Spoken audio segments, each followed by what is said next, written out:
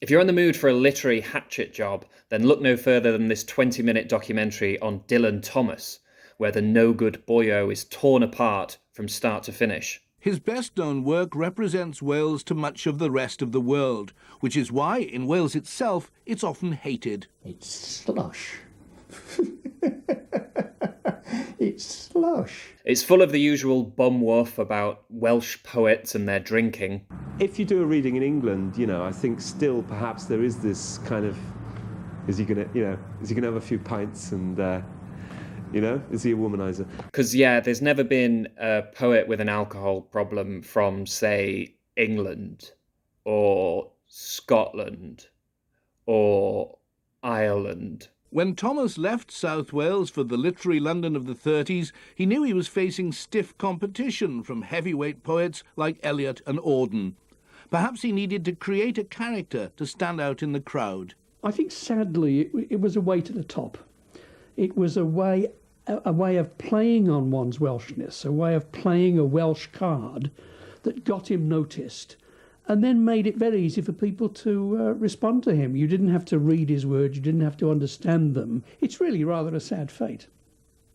If he had to be a drunken Welsh fool to gain attention, Thomas had no qualms about the role. Yeah, I don't know about that. I have a sneaking suspicion that Dylan Thomas enjoyed a drink in and of itself. Like for Dylan Thomas, a tipple was its own reward. It's really funny in this documentary how they mystify elements of Dylan Thomas's behaviour.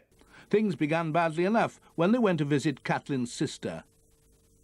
He is said to have urinated on the floor in the drawing room or in the hall or whatever, which is bad behaviour carried, rather a long way. Now, why did he do that? It was a gesture. He was responding to people that he didn't really like, who he knew didn't like him. Now, why did he do that? What was he thinking as he pissed in the porch and the hall? What was going through his Welsh mind as he did a piddle on the sofa? There's always been a tutting echelon of Dylan Thomas fans of the smallest and most curricular mindset who appear disappointed or even offended that Thomas didn't embrace a role they assigned to him, namely spokespoet for all of Wales. Which is an old enough story. The same thing happened to Burns. He got criticised for not being Scottish enough, for not representing Scotland enough. And the same sort of superficial identity politics is played with other elements of identity, not just national character. Sylvia Plath gets scolded for not being enough of a feminist or not being enough of a woman even. It's silly, it's patronising, it's superficial, and it's reductive. And for the most part, that's what the documentary is. He didn't take up the challenge of being Welsh. But there is one absolutely golden moment that I have to share with you. I'm really not kidding. You should check out the documentary. It is funny, but 90% of it is just insults. Insults of the sneeriest kind. Everyone in Wales has heard of him and knows what he looks like. Not for his poetry, but for his life. A randy, drunken, dishevelled, cadging life.